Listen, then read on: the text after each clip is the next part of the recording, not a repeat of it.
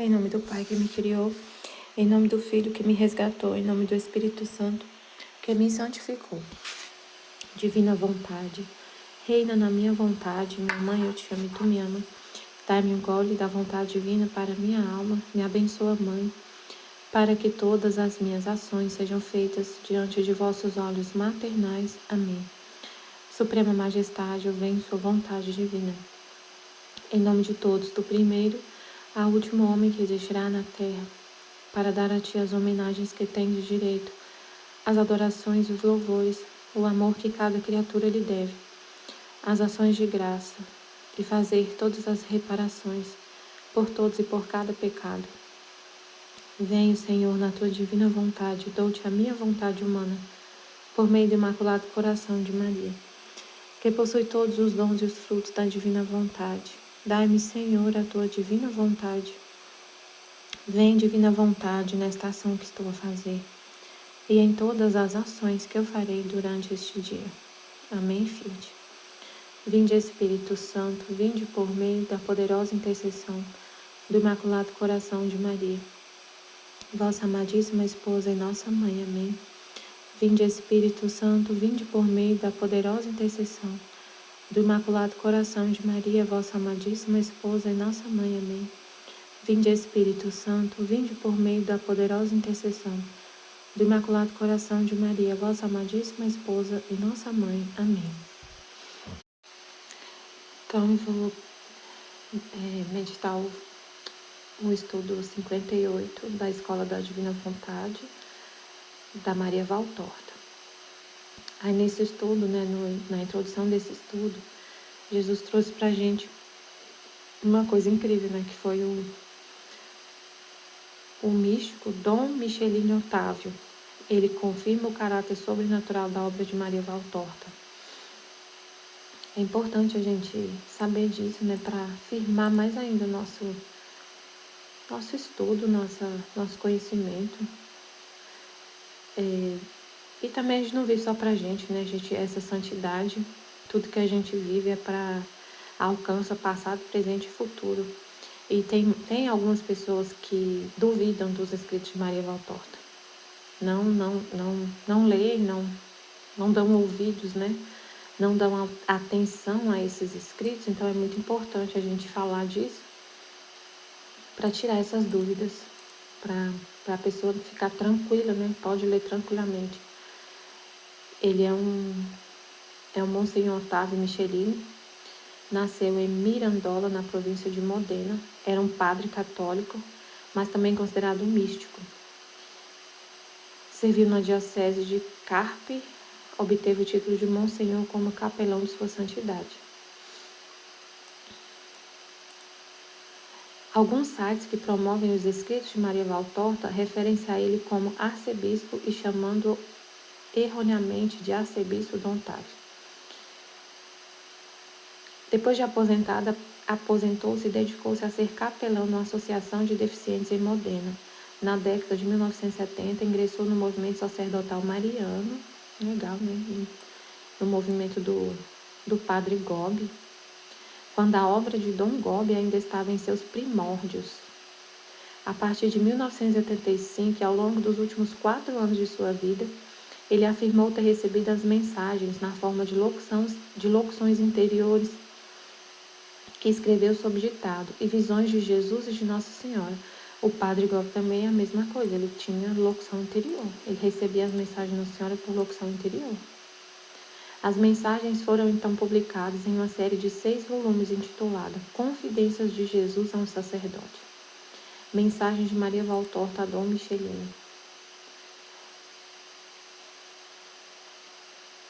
Unidos no tempo e na eternidade. Escreva, querido irmão, eu sou Maria Valtorta. Então, Maria Valtorta já estava no céu, e falou com ele. Finalmente chegou o momento de também eu poder falar-vos, de dizer-vos obrigado por teres visitado ST no seu convento, por ter estipulado com ela um pacto que pela infinita bondade e divina misericórdia, que pela não menos grande misericórdia da Virgem Imaculada terá sua plena e precoce realização. Irmão Dom Otávio, A fé simples e humilde, mais uma vez, não ficará sem recompensa. Quero agradecer mais uma vez por ter aceitado o convite para visitar o Padre Adalberto neste momento particular. Filho amado do coração misericordioso dele, Jesus e do Imaculado Coração de Maria, nossa Santíssima Mãe comum, e obrigado mais uma vez por ter concordado em ir a N depois das eleições, para visitar uma filha que foi vítima com ele, que sofreu dores e sofrimentos para expiar os muitos sacrilégios e pecados que acontecem na igreja nesta triste hora de vigília, cheia de fatos e acontecimentos que o mundo ateu de hoje, e com o mundo, em não menor medida, a própria igreja que emergiu do lado aberto de Cristo crucificado, recuse-se a aceitar. Irmão Dom Otávio, não é por acaso que lhe contei isso na véspera, porque o que lhe foi comunicado por Giuseppe será uma terrível realidade. Irmã Maria, então, não precisa temer nada, não lhe faltam motivos para sofrer. Procure saber permear esse sofrimento com generosidade, fé, esperança e um grande amor pelo amor. Quantas vezes, meu irmão, ele não lhe pediu que lhe desse tudo em reparação pelas terríveis trevas que envolvem a igreja e a humanidade? Então, ela falando para ele, ofereça o seu sofrimento em reparação pelas trevas que envolvem a igreja e a humanidade. Aí ele responde, Irmã Maria, à luz destas suas palavras vejo minha imensa e incomensurável pobreza e estremeceria se não soubesse que seu amor infinito pode afundar toda a minha grande pobreza e miséria na fornalha ardente de seu coração misericordioso. Irmã Maria, você mencionou a véspera de Natal para mim. Naturalmente você conhece a situação da comunidade. Sim, mas não precisa se preocupar. Seu embaixador André observa atentamente e cuida de seus assuntos. Por isso confirmo tudo o que ele e outros lhe disseram. O André é o apóstolo que cuida da comunidade dele. Irmã Maria, não é que eu queira questionar o que nos foi dito, mas minhas misérias, meus pecados não poderiam impedir. É muito interessante o que a Valtor responde para ele. Porque ele está assim, né, resistente, mas como que Deus vai fazer essa obra através de mim, e meu pecado, e minha miséria? Aí ela fala, irmão Dom Otávio, se as misérias e os pecados dos homens pudessem influenciar Deus a ponto de impedir a concretização dos planos da divina providência, a igreja seria uma cidade sem casas. Se Deus for olhar para a nossa miséria, para os nossos pecados, se ele for levar em conta isso, não acontece nada. E a igreja seria uma cidade sem casas, não teria mais igreja. Os pecados dos homens podem despertar a indignação divina, a justiça, e podem até atrasar a implementação, mas nunca poderão impedir a ação de Deus. Jesus fala isso no livro do Salmos, que o que ele decide fazer está feito. O que pode acontecer é atrasar por causa dos nossos atos, mas não vai impedir a ação de Deus. Ele fala isso, né? No livro do céu ele fala assim, que quando ele quer fazer um ato, ele coloca tudo de um lado, como se nada mais existisse. E ele escolhe uma criatura para ser o depósito de tudo, e é como se ele não visse o que as outras criaturas fazem, que ele quer fazer, igual a manifestação sobre o Fiat Divino. Ele quis manifestar. E ele não leva em conta o pecado da humanidade. Fala assim, não vou falar porque tem muito pecado na terra, então não vou falar. Ele não faz isso. Ele falou, deixou tudo escrito.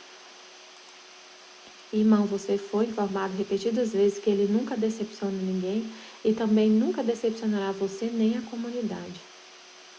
Ele te ama e o quanto ele te ama, responder generosamente ao seu amor é o que você deve sempre fazer. Luz você deve ser. Irmão Dom Otávio, as visitas que fará tanto ao S como ao N, essas pessoas duas pessoas, serão de grande utilidade para você. Afaste todo escrúpulo que o inimigo tenta despertar em seu coração. essa questão que a gente fica, mas não vou fazer isso para Deus, não, por causa das minhas misérias, dos meus pecados, eu não sou capaz. Esse escrúpulo é coisa do inimigo. Vivemos em Deus, ainda que em situações diversas, podemos valer-nos do estupendo dogma da comunhão dos santos. Agora sou eu, Maria Valtorta, quem propõe um contrato que você tanto ama, sempre unida no tempo e para a eternidade. Eu, se você quiser, estarei perto de você nos seus sofrimentos, nas suas lutas, nas suas necessidades, se você me permitir. Que lindo. Maria, minha irmã querida, não só eu permito, mas te peço com tanto desejo que tudo isso se torne realidade e pela minha fragilidade você me lembre desse pacto ao qual guardo muito. Irmão, garanto-lhe desde já a minha intercessão por você, por Dom Parite, por toda a comunidade, por todos aqueles que estão ligados a você. Abençoe-te, Deus Todo-Poderoso, Pai, Filho e Espírito Santo, agora e para sempre. A referência é uma mensagem anterior feita por Giuseppe. O apóstolo André foi nomeado por Jesus como embaixador da associação Esperança, fundada por Monsenhor Otávio, por ordem de Jesus. Muitas comunicações no livro são do apóstolo André. Nas mensagens, Jesus, com palavras de fogo, denuncia a gravidade da situação espiritual e moral em que o mundo se encontra hoje. A confusão e a rebelião dentro da igreja destacam as deficiências da pastoral atual. Explica que muitos destes problemas são consequência direta da profunda crise de fé que permeia a igreja hoje. Além disso, o Senhor anunciou uma futura purificação que será seguida por uma nova fonte de paz e justiça para a humanidade, para a igreja. Então ele está falando, confirmando o que ele falou no livro do céu. No livro do céu ele fala claramente dessa purificação da igreja, do mundo, né? E o reino da divina vontade, claro. Confirma, só confirma, né? O Senhor anunciou uma futura purificação que será seguida por uma nova fonte de paz e justiça, o reino da divina vontade, para a humanidade, para a igreja. Uma aurora radiante nunca antes conhecida, inaugurada por uma vinda intermediária de Jesus antes do final do mundo. Antes do final, no fim do mundo. Monsenhor Otávio faleceu em 15 de outubro de 1979. Quanto aos escritos de Maria Valtorta, cujo poema do Homem-Deus, que é o Evangelho como me foi revelado, foi colocado no índice de livros proibidos em 1960.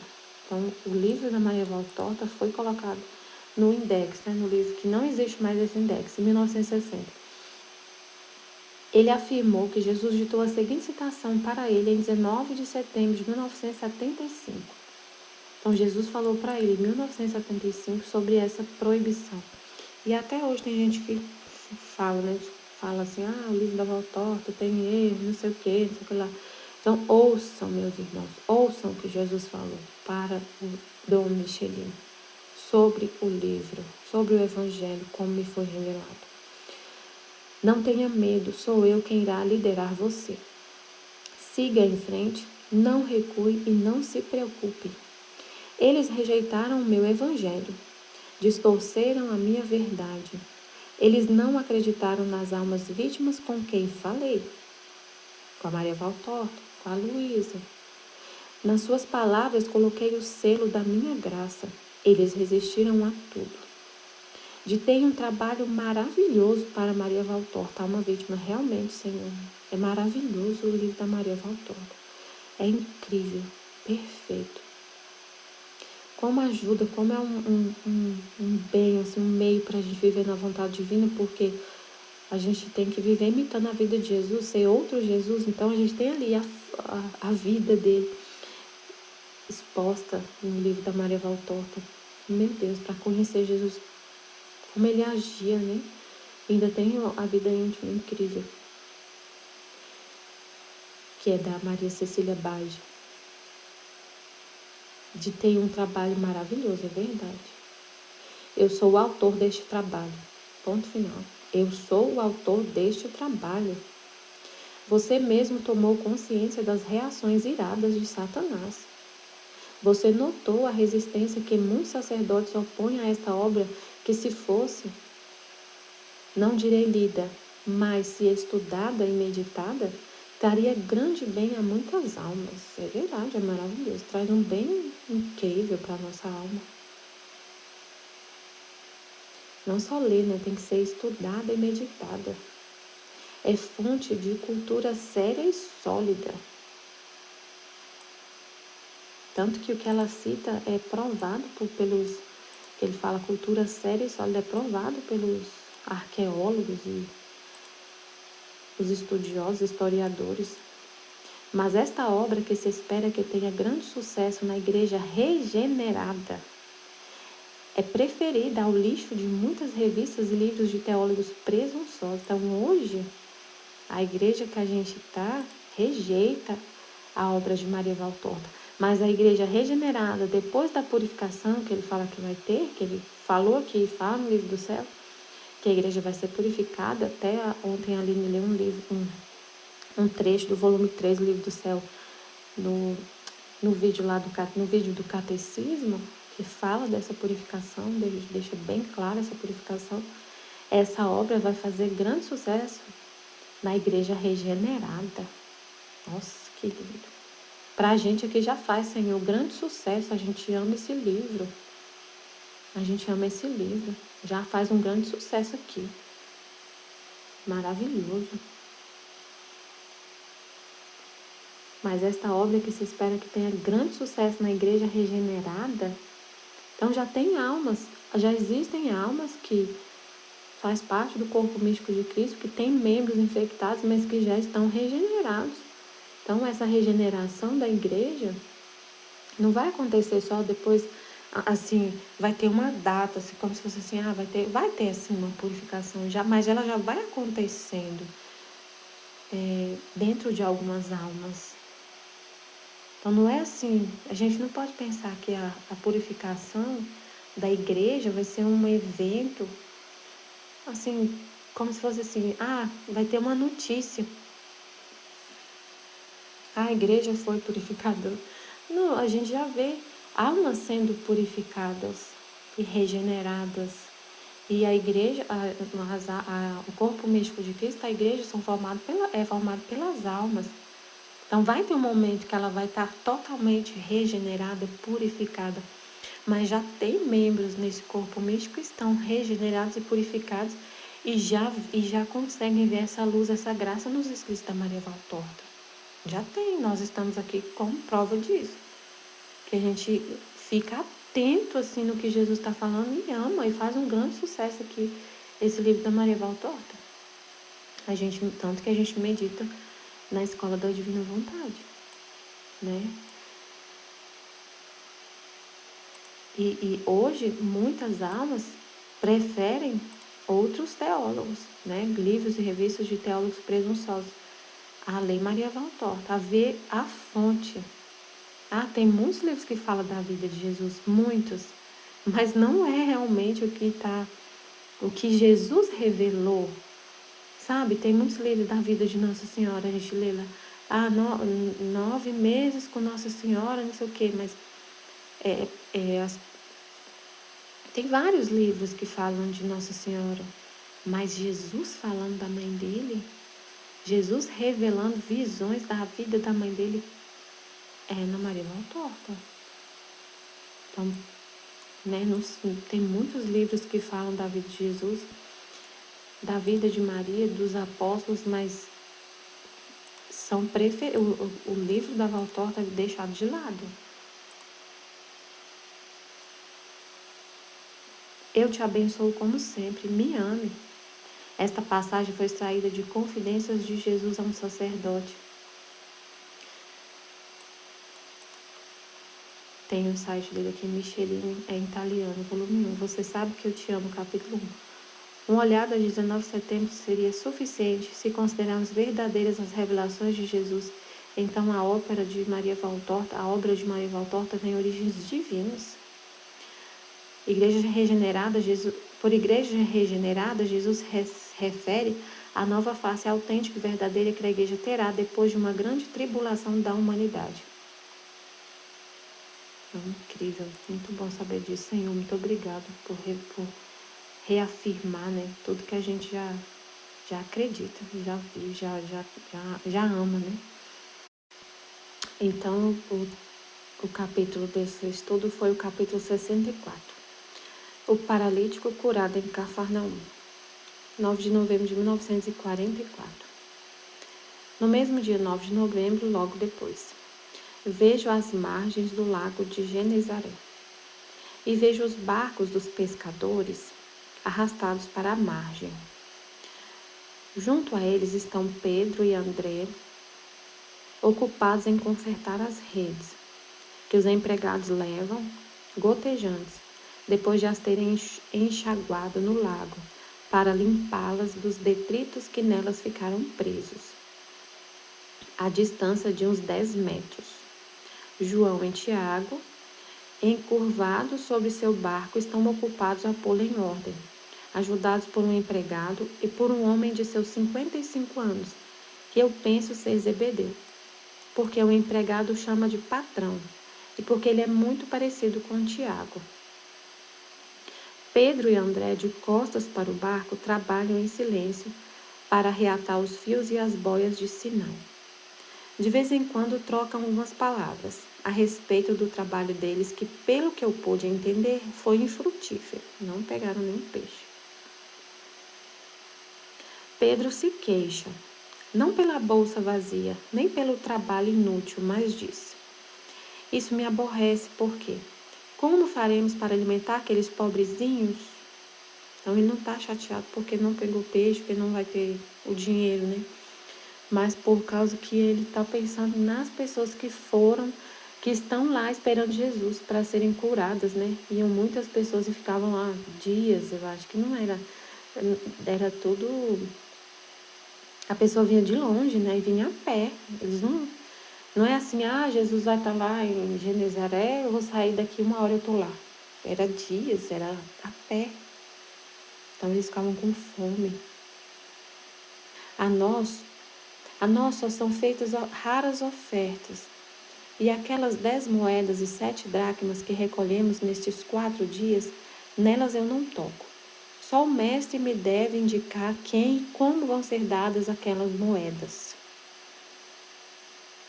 E até o sábado ele não volta. Então,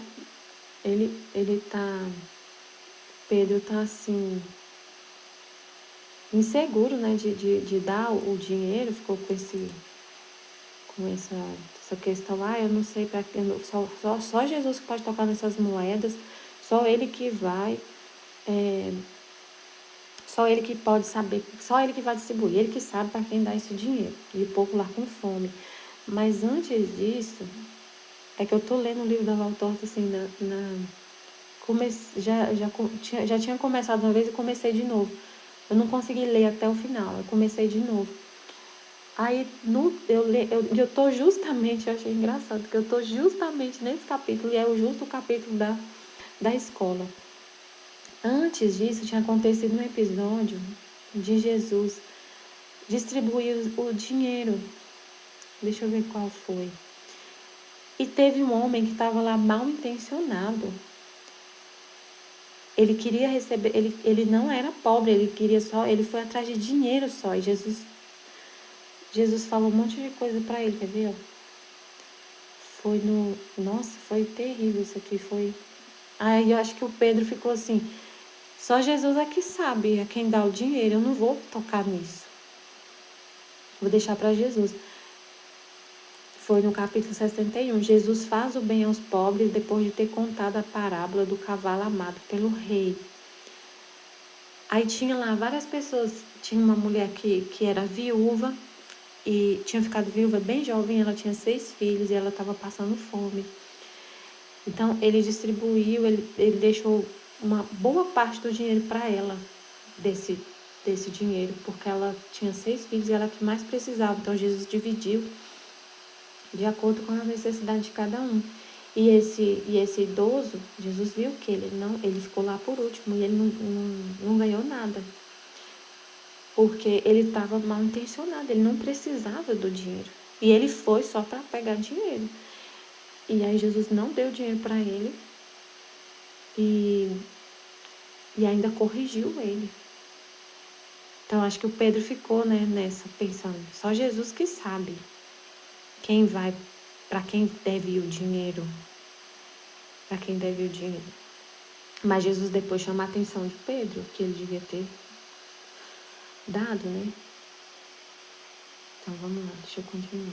Pedro, e até o sábado ele não volta. Se eu tivesse feito uma boa pesca, o peixe mais miúdo eu o cozinharia e eu daria àqueles pobres. E se alguém em casa resmungasse, eu não daria importância a isso. Os sãos podem ir procurá-lo, mas os doentes, então tinha um monte de gente doente lá esperando Jesus. E Pedro achando que Jesus só vai voltar no próximo sábado, esse povo vai ficar com fome aqui. Aquele paralítico, por exemplo, andaram tanto para trazê-lo aqui, diz André. Nossa, imagina. Gente, não tinha cadeira de roda. A gente tem que tentar situar, né? Como Jesus falou para o padre lá, Michelin. O livro ele mostra a cultura da época. A gente consegue, porque a gente ouve no Evangelho, na Bíblia, esse milagre do paralítico que ele foi. A gente não consegue entender a cultura assim, totalmente assim, chegar e entender esses detalhes. Aqui ele fala detalhes para a gente entender a realidade ali da cena, do que aconteceu. Eles andaram tanto para trazê-lo aqui, diz André, e ele não tinha cadeira de roda. Então, como esse povo sofreu para chegar com esse paralítico até? Quanto eles andaram?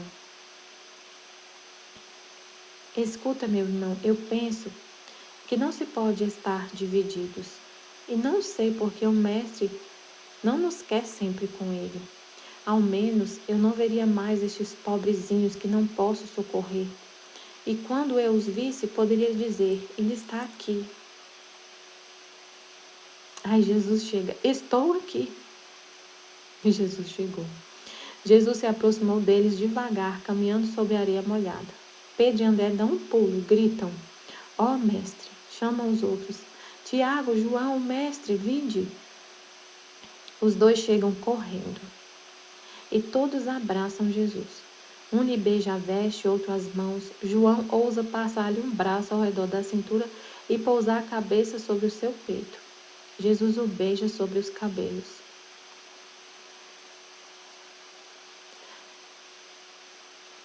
De que estavas falando? Mestre, dizíamos que te desejaríamos aqui. Para quê, amigos? Para ver-te e vendo-te te amar, e depois por causa dos pobres e doentes. Estão à tua espera há 2 ou mais dias. Eu fiz o que podia, fora o tempo da viagem, né? Então eles já estavam há mais de 2 dias lá esperando Jesus. Coloquei-os lá, estás vendo aquela cabana naquele campo inculto? Lá os operários do barco trabalham fazendo reparos. Lá coloquei abrigado um paralítico, um que tem febre alta e um menino que está morrendo sobre o seio de sua mãe. Eu não podia mandá-los à tua procura. Fizeste bem, mas como pudeste socorrê-los? E quem foi que os trouxe? Me disseste que são pobres. É verdade, mestre, os ricos têm carros e cavalos, os pobres só as pernas. Não podem ir atrás de ti, diligentes. Eu fiz o que pude, olha, este é o donativo que eu recebi, mas não toquei nenhuma moeda, tu é que farás isso.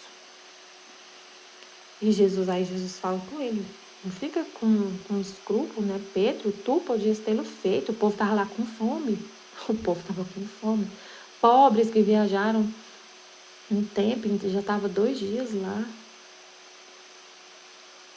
Ele recebeu o donativo, mas não tocou em nenhuma moeda. Tu aqui farás isso. Pedro, tu podias tê-lo feito.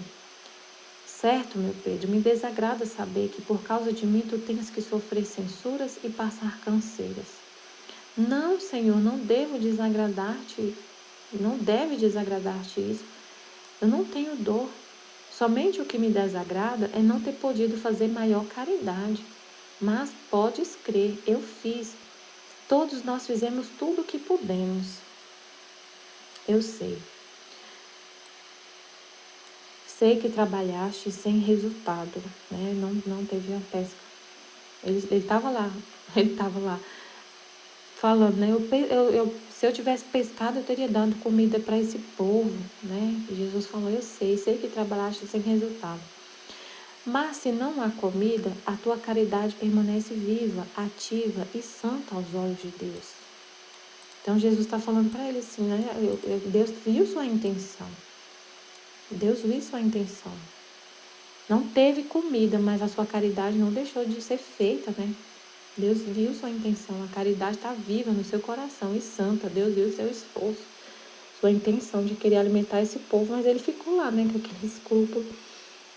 Mas mesmo assim, ele não estava mal intencionado. Os meninos chegaram gritando, o mestre está aqui, o mestre está aqui, eis aqui Jesus, eis aqui Jesus. Abraçam-se a ele, que os acaricia, mesmo falando com os discípulos.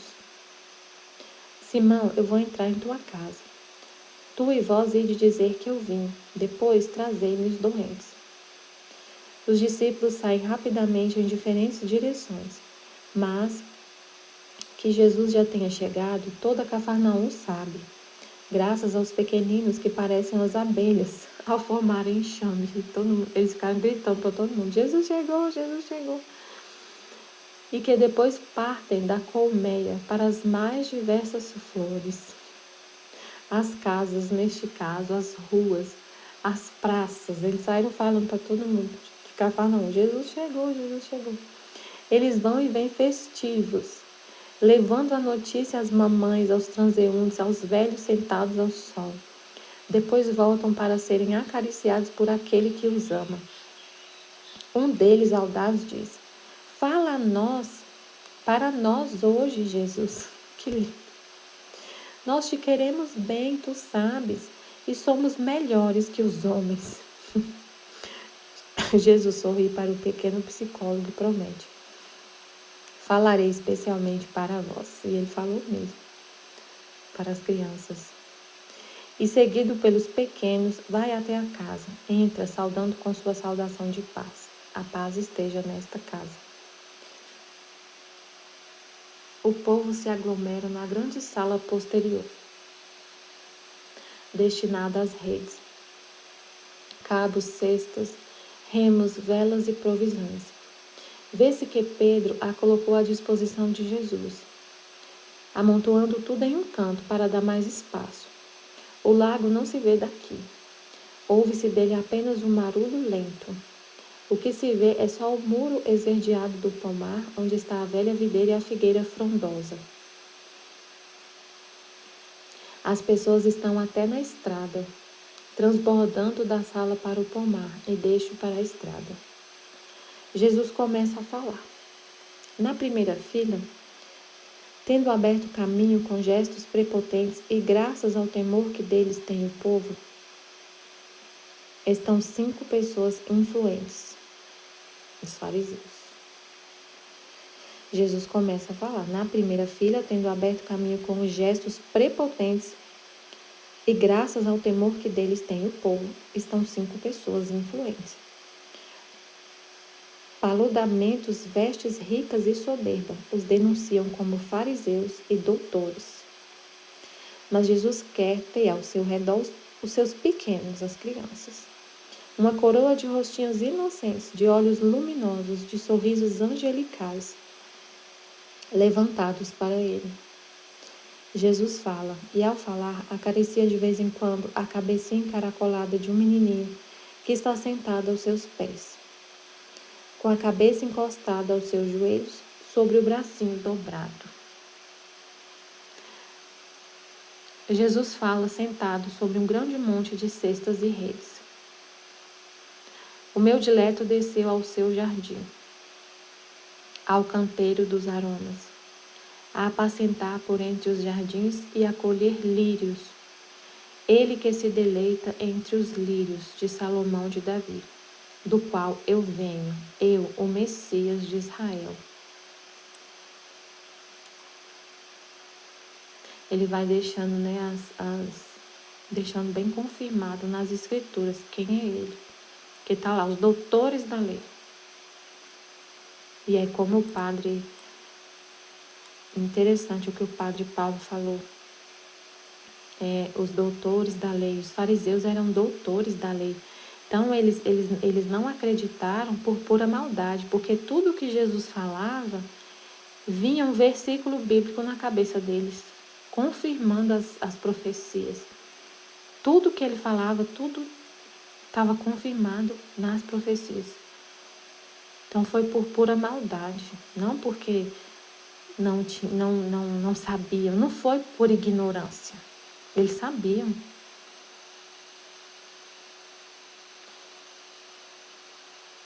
O meu jardim.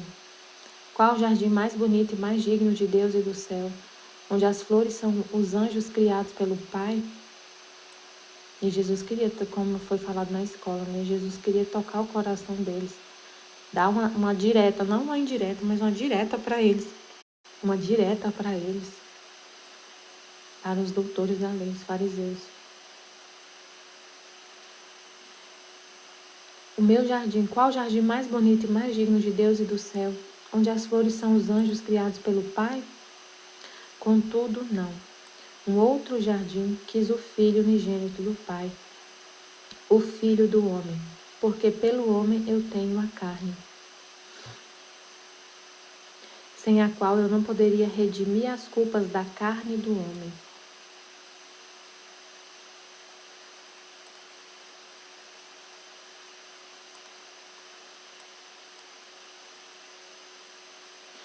Um outro jardim quis o Filho unigênito do Pai, o Filho do homem, porque pelo homem eu tenho a carne. Está tudo isso nas Escrituras. Aí tudo que Jesus falava tinha uma passagem nas Escrituras. Que ele é o Filho do homem. Porque pelo homem eu tenho a carne, sem a qual eu não poderia redimir as culpas da carne do homem. Um jardim que poderia ser pouca coisa inferior ao celeste.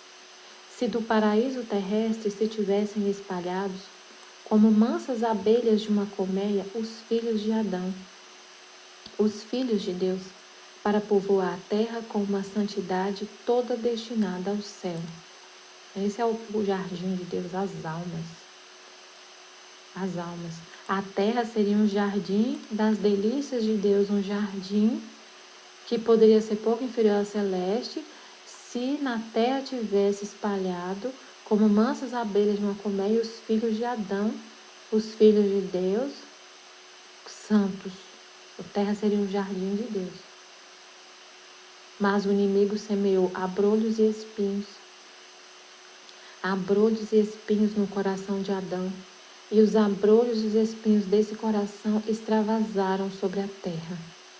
Agora já não há jardim, mas um mato áspero e cruel, no qual mora a febre e se aninha a serpente. A terra, então, que era para ser um jardim de delícias, tem um mato áspero e cruel, no qual mora a febre e se aninha a serpente. Mas o dileto do Pai também tem ainda um jardim nesta terra, sobre a qual impera Mamon. A terra na qual impera Mamon, ainda existe um jardim de Deus, que são as almas puras, as crianças, as almas puras, os santos. E é como ele fala no livro do céu, ele só mantém a terra por causa de que tem filhos dele na terra. Porque se a terra fosse somente um manto áspero e cruel, no qual mora a febre e se aninha a serpente, não teria motivo para Deus manter a terra. Então ele mantém a terra por causa que ele tem filhos na terra, moradas para ele na terra, onde ele pode pisar. Senão seria um lugar onde não teria mais motivo para existir. O jardim no qual ele vai nutrir-se do seu celeste alimento, amor e pureza. Então, os jardins dele são almas puras, onde ele encontra o alimento dele é amor e pureza.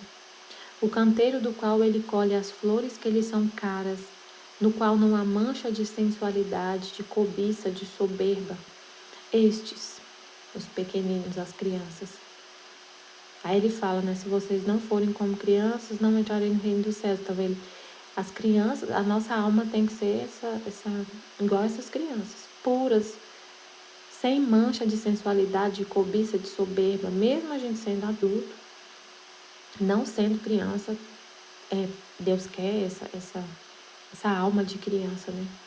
Jesus acaricia o maior número de crianças que pode, passando sua mão sobre aquela coroa de cabecinhas atentas. Uma única carícia que os toca de leve e os faz sorrir de alegria. Eis os meus lírios. Não teve Salomão em sua riqueza veste mais bonita do que o lírio que perfuma o vale, nem diadema de graça mais delicado e esplêndido do que aquele que tem o lírio em seu cálice de pérola. No entanto, para o meu coração, não há lírio que valha o que vale um desses pequeninos. Não há canteiro, não há jardim de ricos, todo cultivado com lírios, que me valha o que vale um só destes puros, inocentes, sinceros, simples pequeninos. Ó homens e mulheres de Israel,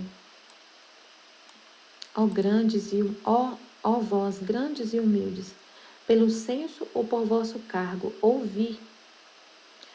Vós estáis aqui porque quereis conhecer-me e amar-me. Então ficai sabendo qual é a primeira condição para serdes meus. Eu não vos digo palavras difíceis, não vos dou exemplos mais difíceis ainda. Eu só vos digo, tomai a estes como exemplo. Os pequeninos, puros, simples, amorosos, não têm soberba, sensualidade, amorosos, o que eles fizeram quando viram Jesus? Saiu anunciando. O amor fez eles sair.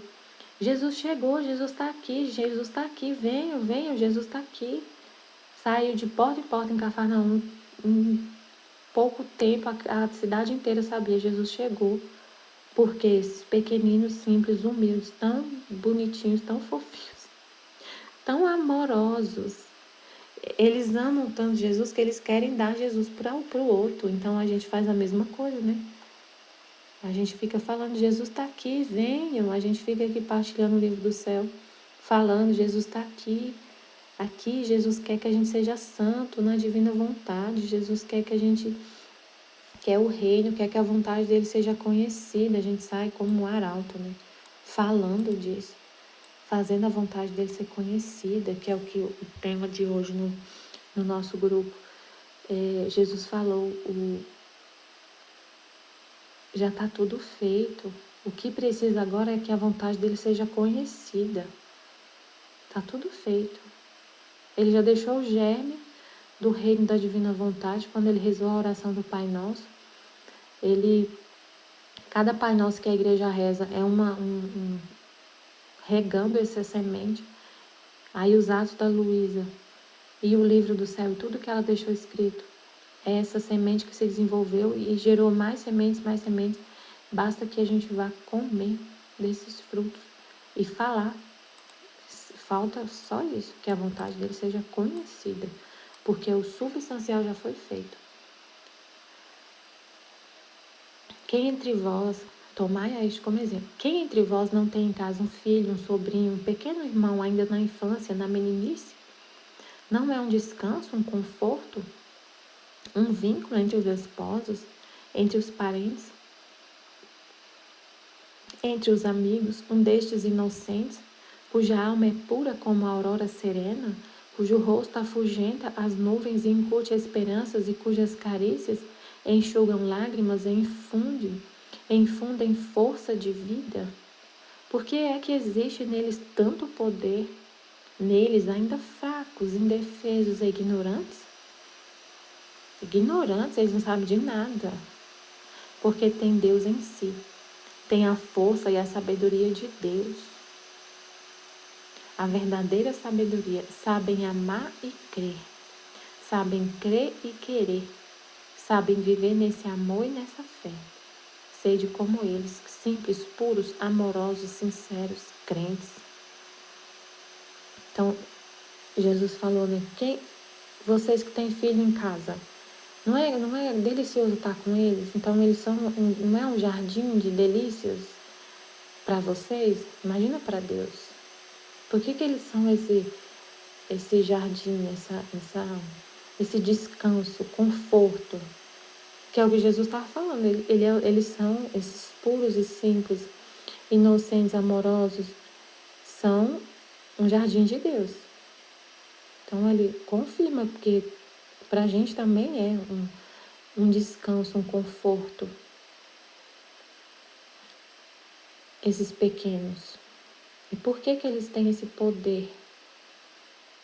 Por que existe neles tanto poder de ser esse descanso? Porque neles, eles que são fracos, ignorantes, indefesos, porque tem Deus em si. Tem a força e a sabedoria de Deus. A verdadeira sabedoria, sabem amar e crer. Não há sábio em Israel que seja maior do que o menor destes, cuja alma é de Deus e dela é o reino, e dela é o seu reino. Benditos pelo Pai, amados pelo Filho do Pai, flores do meu jardim, a minha paz esteja convosco e com aqueles que vos imitarem por meu amor. Então, Jesus, o menininho pediu, Jesus, fala pra gente especialmente. Jesus falou, vou falar especialmente para vocês, e falou. Que lindo. Que a gente seja como essas crianças, é o que Jesus deseja, né? A minha paz esteja convosco e com aqueles que vos imitarem por meu amor. Jesus terminou de falar. Mestre, grita Pedro do meio da multidão. Aqui estão os doentes. 2 podem esperar que tu saias, mas este está comprimido por esta multidão. E além disso, não se aguenta mais. E nós não podemos passar. Devo mandá-lo de volta? Que era o paralítico. Não conseguia passar com ele no meio da multidão. E Jesus fala, não, descei pelo telhado. Está bem, vamos fazer isso já. Ouve-se o barulho dos pés sobre o telhado baixo da sala, que não sendo propriamente uma parte da casa, não tem por cima nenhum assentamento com argamassa, mas somente um telhadinho de madeira coberto de cascalhos semelhantes à ardósia. Mas não sei que pedra era. Eles fazem uma abertura e por meio de cordas fazem descer a pequena padiola sobre a qual está o doente. Desce exatamente diante de Jesus. O povo se aglomera mais ainda para ver. Tiveste grande fé, e contigo também quem te trouxe. Eles sofreram, né, para chegar até Jesus. Andaram muito, sofreram muito, tiveram muita fé. Um grande sacrifício. Ó Senhor, como não ter fé em ti? Portanto, aí Jesus fala, portanto eu te digo, filho, são-te perdoados todos os teus pecados. O homem é muito jovem. O homem o olha chorando. Talvez se sinta um pouco decepcionado, porque esperava a cura do corpo. E Jesus fala para ele, primeiro Jesus cura a alma dele, para mostrar a importância, né, como foi falado, para mostrar a importância da alma, que Jesus veio para as almas. Que o mais importante, o que mais importa, é tirar a nossa alma da paralisia. Ele estava paralisado, não conseguia andar. E quando a gente está no pecado, nossa alma está em pecado, a gente fica assim, sem poder andar. A gente fica impossibilitado de fazer o bem, de amar a Deus, de fazer o bem. Fica paralisado no mal ali, nos pecados, nos vícios. E isso é o mais importante, é salvar a alma, é curar a alma. Porque depois que ele for, ele vai ser curado, Jesus vai curar. Mas depois ele vai morrer. O corpo vai morrer. Então o que é mais importante? A alma ou o corpo? Né? Depois ele vai morrer. Os fariseus e os doutores cochicham entre si, torcendo o nariz, a fronte e a boca, com desdém. Aí Jesus fala, por que estáis murmurando, e mais ainda com o coração do que com os lábios? Segundo vós é mais fácil dizer ao paralítico, estão perdoados os teus pecados? Ou dizer-lhe, levanta-te, pega a tua cama e anda. Vós pensais que só Deus pode perdoar os pecados. Vós pensais que só Deus pode perdoar os pecados, mas não sabeis responder o que é mais importante. Porque este, tendo perdido a tal ponto a saúde do corpo, gastou seus haveres para recuperá-la, sem nada conseguir. Não pode, a não ser por Deus.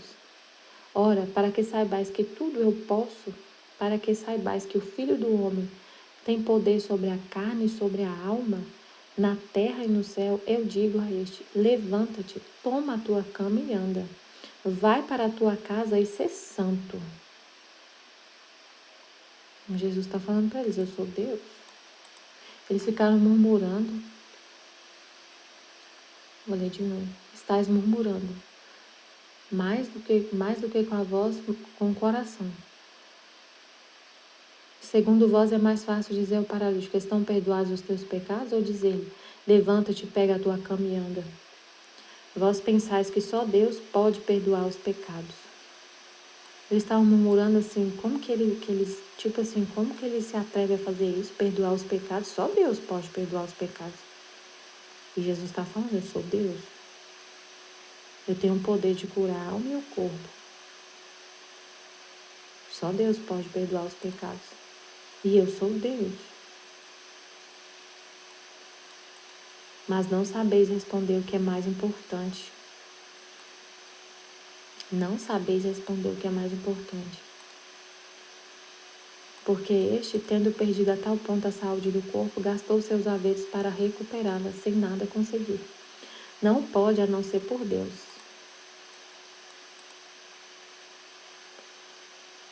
Ora, para que saibais que tudo eu posso perdoar os pecados e posso curar ele, falar para ele andar. Eu posso porque eu sou Deus.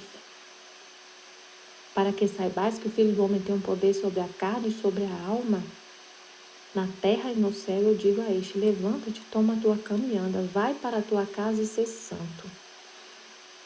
O homem sente um choque, dá um grito, põe-se de pé, lança-se aos pés de Jesus. Beija-os e os acaricia, chora e ri. Com ele os parentes e a multidão que depois se abre para deixá-lo passar, como se fosse em triunfo, e o segue toda festiva. A multidão, não os 5 invejosos, que vão-se embora, altivos e duros como estacas. Assim pôde entrar a mãe com seu pequenino. Então a multidão agora se dispersou, né? Depois dessa cura.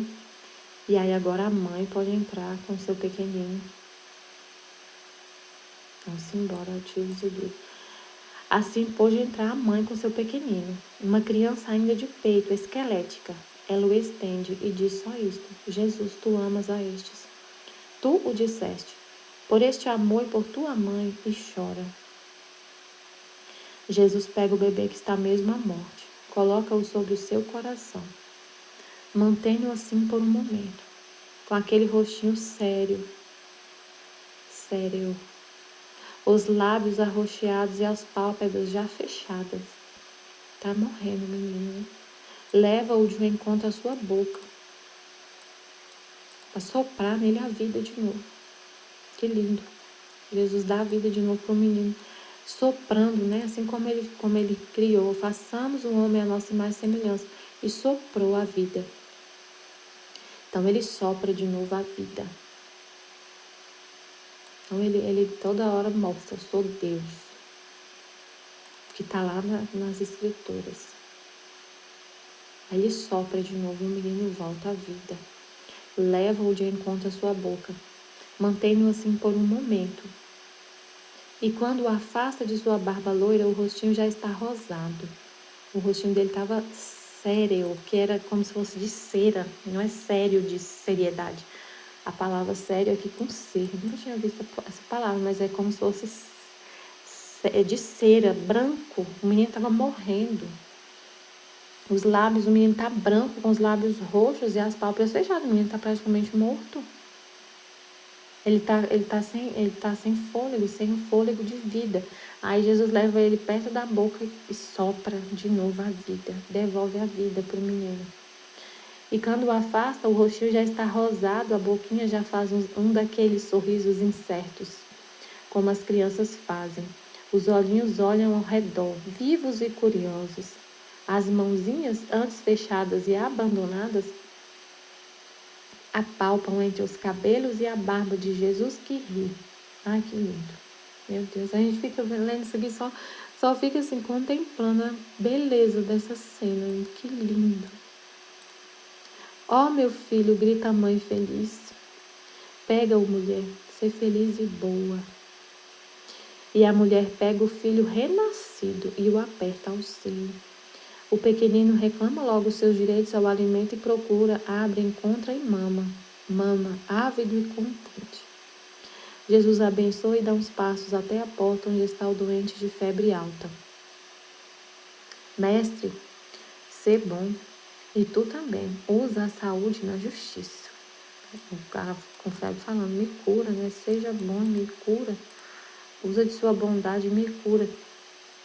E Jesus fala também, você seja bom. Usa a saúde na justiça. Usa a saúde na justiça, seja bom. Seja bom, né? Fica vivo, saudável para fazer o bem, para ser santo. Jesus o acaricia e sai.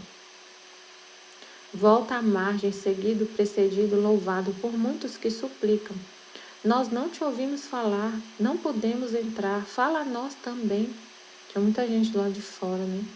Jesus faz sinal que sim, como a multidão o aperta a ponto de quase sufocá-lo. Meu Deus! Ele entra no barco de Pedro. Não basta, o assédio é premente.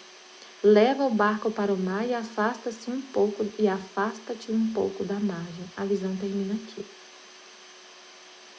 Aí o próximo vai ser a pesca milagrosa que ele fala para Pedro, né? Lançar as redes, que agora ele é pescador de homens. Acho que vai ser nesse agora que ele vai falar. Aquela passagem do Evangelho, que ele fala do barco e o pessoal tá lá na areia ouvindo.